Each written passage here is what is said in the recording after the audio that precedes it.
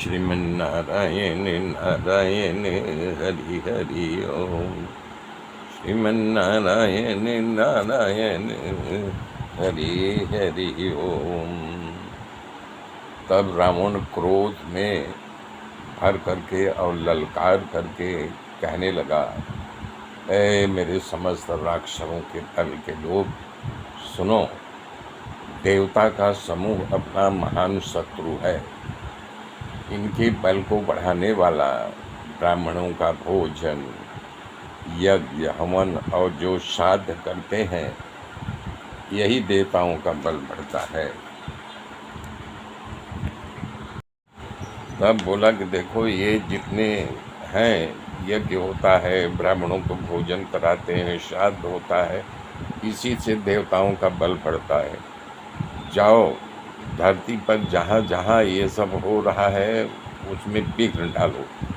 विघ्न मतलब ये यज्ञ हवन हो दिया या ब्राह्मणों का भोजन न कराने पाए तो सहज में ही ये बलहीन हो जाएंगे। देवता तो हमारे पास आएंगे, जब आ जाएंगे भूख से दुबले हो जाएंगे तो उनको मार करके अपने बस में करेंगे या अपनी बुद्धि लगा करके उनको अपने अधीन करके फिर छोड़ देंगे। तब मेघनाथ को बुला करके उसको देवताओं के खिलाफ में चढ़ाने लगा कि पुत्र देवता ही हमारे सबसे बड़े शत्रु हैं, वो लड़ने में बड़े पराक्रमी हैं और वो लड़ाई में उनको जाओ जीत करके बांध करके तब लाओ। बोले हैं कि उनको ऐसे मत लाना, लड़ाई में जीत करके बांध करके तब लाना।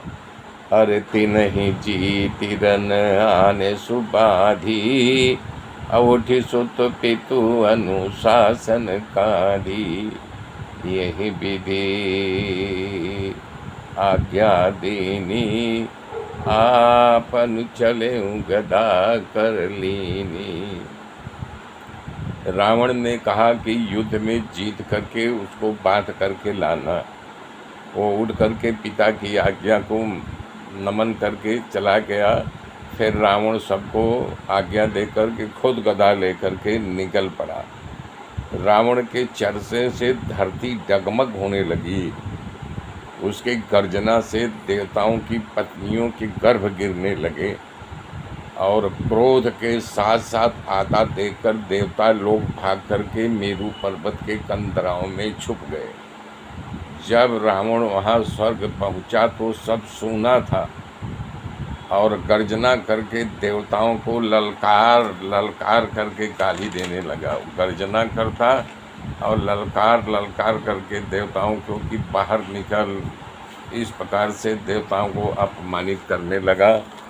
तो उसकी गर्जना सुन करके सब जो है नहीं कि कंदरा में छुप गए। उसके बराबर का धरती पर कोई योद्धा ही नहीं था, कोई उसका सामना कर ही नहीं सकता था।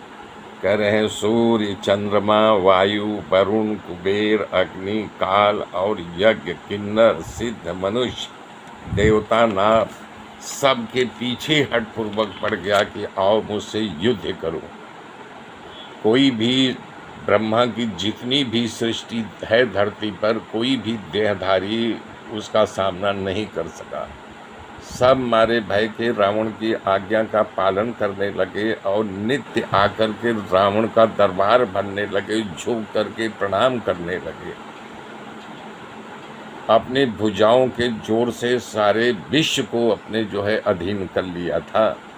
इस तरह से मंडली राजा बन बैठा था, राजाओं का शिरोमणि हो गया था। रावण इच्छानुसार राज्य करने लगा, अहंकारी था ही और सबको अपने अधीन कर लिया था। इस प्रकार से इच्छानुसार जो है राज्य करने लगा। देवता, यक्ष, गंधर्व, मनुष्य, नागों की कन्या, बहुत सी सुंदर सुंदर कन्याओं को जीत कर